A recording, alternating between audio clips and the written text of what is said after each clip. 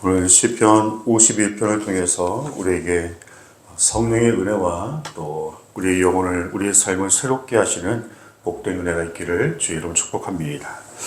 시편 51편의 제목을 한번 볼까요?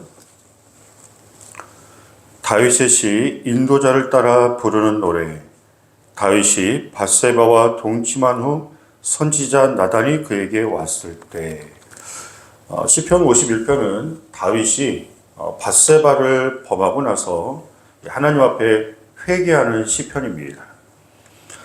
다윗이 그 여러 많은 죄는 아니었지만 그래도 크고 작은 그런 죄들이 있었는데 그 중에서 또 가장 큰 죄라고 한다면 우리아의 아내 밧세바를 범하고 또 우리아를 또 전쟁터에 몰아 간접 살인을 했던 그런 큰 죄를 범했죠.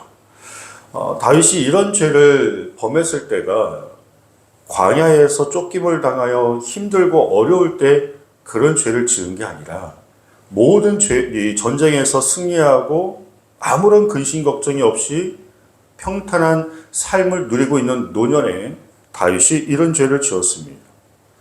우리에게 시험은 항상 있지만 언제 더 시험에 걸리기 쉽냐면 기도의 제목이 많을 때가 아니라 기도의 제목이 없다라고 느끼며 말씀과 기도의 생활이 느슨해질 때 그때 더 시험에 걸리기 쉽습니다.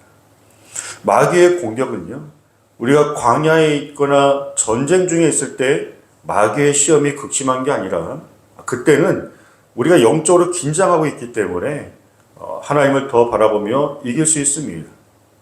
예배가 끝나고 나서 기도가 마치고 나서 그때 마귀의 공격이 더 극심할 수 있습니다. 왜냐하면 영적으로 우리가 긴장을 풀 때 그때 하나님께서 늘 우리에게 쉬지 말고 기도하라고, 늘 주께 붙어 있으라고, 마귀에게 틈을 주지 말라라고 그렇게 말씀을 하셨잖아요. 근데 예배 중에는 하나님께 집중하고 있고 또 하나님의 임재함 가운데 있기 때문에 우리가 영적으로 좀 더 보호하심에 있습니다. 그런데 예배 후, 기도 후, 그리고 뭔가 문제가 해결되고 나서 기쁨이 찾아올 때 그때 도리어 마귀의 시험이 있다라는 것이죠. 다윗은 이 죄를 은폐하기 위해 밧세바의 남편이 되는 충성스러운 신하였던 우리아를 전쟁터에서 죽게 하였습니다. 사람은 죄를 지으면 거짓말을 하고요, 책임 전가를 하고 저 사람 때문에 그런 거라고, 그리고 어떻게든 그 죄를 잊거나 은폐하거나 감추려고 하는 게 또 죄인들의 특성이죠. 그러나 하나님께서는 다윗을 회복하시고 또 다윗과의 좋은 관계를 위해서 나단 선지자를 통해 하나님이 자비와 긍휼의 또 기회를 주십니다. 우리가 완전하지 않기 때문에 죄를 지을 수 있어요. 근데 하나님이 늘 우리에게 기회를 주세요. 말씀을 통해서 또한 무엇이 옳고 그른지 분별하여서 우리에게 어떠한 연약함과 또 죄를 지었는지 하나님이 깨달음을 주십니다. 사실 다윗과 같이 그런 죄를 지었으면 그 자리에서 죽임을 당해도 하나님 편에서는 심판이 즉시로 임했을 것입니다. 그러나 하나님은 나단 선지자를 통해서 다윗의 죄를 들춰내신 것은 다윗을 부끄럽게 하시려고 한 게 아니라 다윗과의 좋은 관계를 회복하시려고 긍휼과 자비를 나단 선지자를 통해서 다윗에게 기회를 주시고 있는 것입니다. 그리고 그런 동일한 긍휼과 자비가 우리에게도 항상 있는 줄 믿습니다. 그 은혜가 아니고서는 주님 앞에 나아갈 수가 없습니다. 다윗은 자신의 죄를 들춰내는 나단 선지자를, 왕이잖아요, 네가 어떻게 알았냐? 라고 하면서 나단 선지자를 죽일 수도 있었습니다.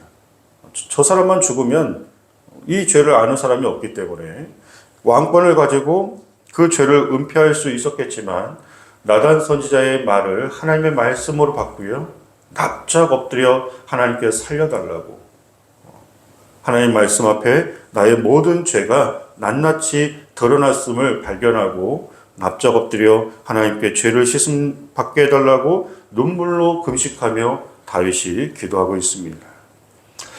하나님의 사람들은 은혜가 충만할수록, 성령으로 충만할수록, 또 하나님을 더 뜨겁게 사랑하는 사람일수록 죄를 지으면요 괴롭습니다. 죄인들은, 하나님 없이 살아가는 사람들은 마음의 화인을 맞아 그렇게 죄를 짓고 거짓말하고 남을 속이고 해코지해도 마음의 불편함이 없는지는 모르겠지만, 우리 마음속에는 조금만이라도 누구를 미워하거나 또 판단하거나 또 내 스스로도 기도의 삶, 말씀의 삶, 또 영적으로 하나님과의 관계가 조금이라도 틀어졌다라고 생각하면 괴롭습니다. 여러분들도 그러신가요? 저는 미칠 것 같습니다. 살아있으나 살아있는 게 아닙니다. 다윗도 그랬잖아요. 늘 하나님을 찬양해야 하는데 조금이라도 그 찬양이 힘들고, 그리고 하나님과의 관계가 조금이라도 틀어졌다고 생각할 때는 살아있어도 살아있는 게 아닌, 마치 죽어있는 듯한, 하나님, 늘 하나님을 경외하고 그 은혜가 충만하고 감사가 떠나지 않고 늘 하나님 안에서 항상 기뻐하고 범사에 감사하는 삶을 살아야 하는데, 그냥 순간순간 찾아오는 우울감도 외로움도 또 힘든 무거운 마음도 그냥 그것도 못 견디겠어요. 항상 기뻐해야 하는데, 항상 감사해야 하는데, 은혜가 충만해야 하는데, 그래서 몸도 마음도 영혼의 컨디션을 잘 충만함으로 유지하고 지키는 게 참 중요한 줄 믿습니다. 아멘. 여러분들 육신의 건강도 굉장히 중요해요. 아침에 딱 일어났을 때 몸도 막 이렇게 상쾌하고 이 힘이 있으면 좀 더 예배도 기도도 또 살아가는 것도 이렇게 힘이 있습니다.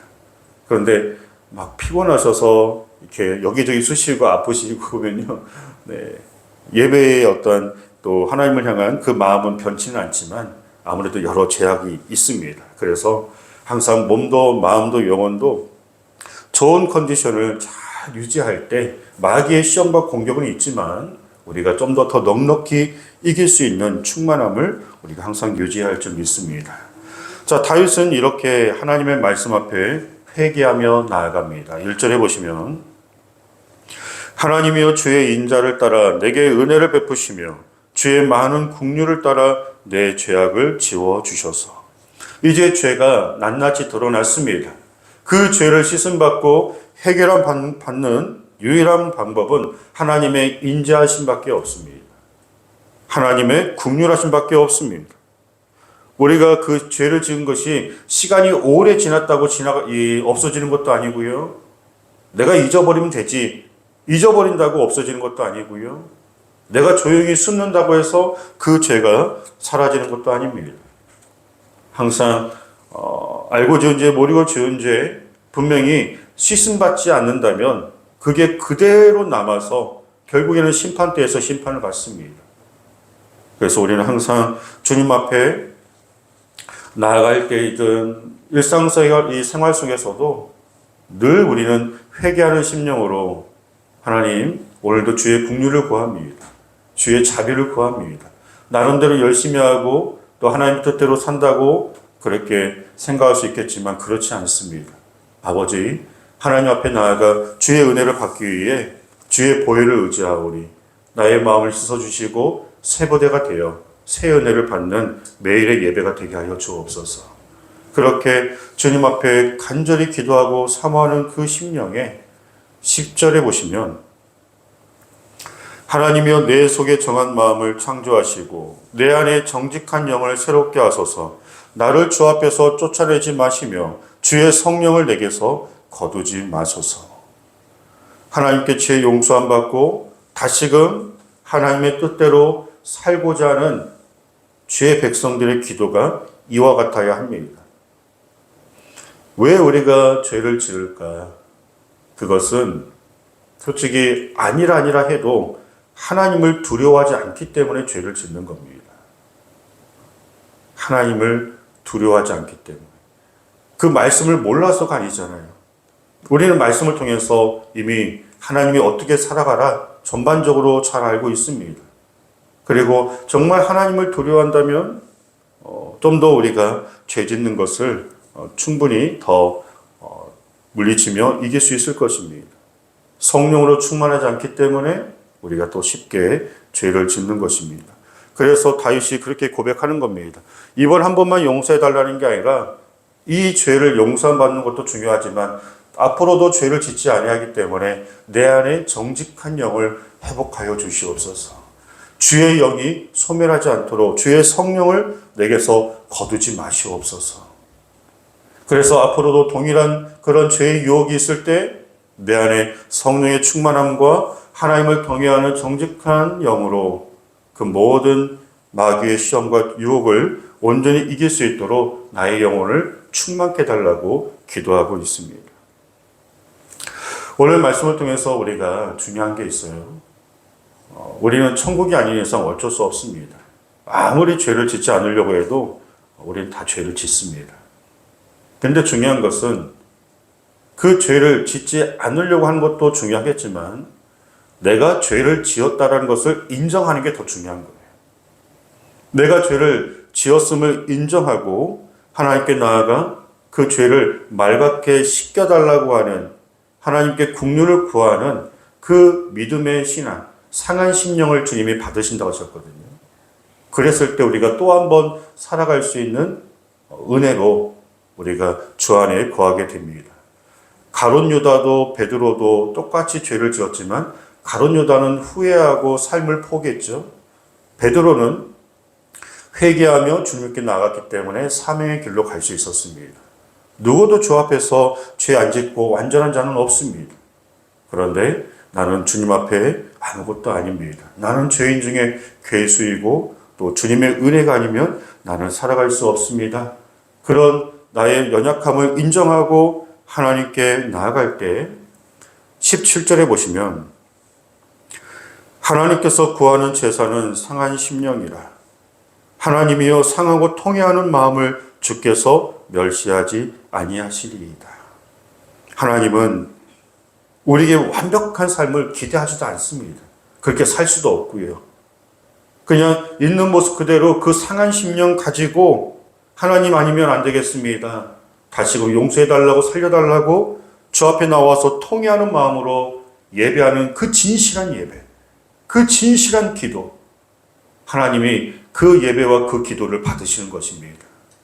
사람은 모른다 할지라도 하나님은 다 아시기에 마음을 다해서 중심을 다해서 하나님께 내 있는 모습 그대로 나아가 그 은혜로 다시금 새 힘을 얻고 새 영으로 또 세상에 나아가 승리할 수 있도록 그렇게 주님을 만나는 감격과 치유가 있는 예배, 그런 예배를 하나님이 우리에게 기대하고 있는 것이죠. 2월 한 달 하나님께서 우리의 마음과 우리의 영혼을, 우리의 삶을 새롭게 해주시기를 소망합니다. 그래서 모든 죄로부터 승리해야겠지만 그럼에도 우리가 연약하기에 죄를 지을 때마다 하나님께 나아가 그때마다 죄 씻음 받아 더욱더 우리의 영혼이 굳건해지고 새로워지고 단단해져서 전에는 넘어졌던 죄의 시험들이 우리가 동일한 죄가 있을 때에는 넉넉히 이기고 나아가는 그런 거룩함, 성령 충만함, 은혜가 넘치는 복된 한 달 될 수 있기를 주의로 축복합니다. 함께 기도하겠습니다.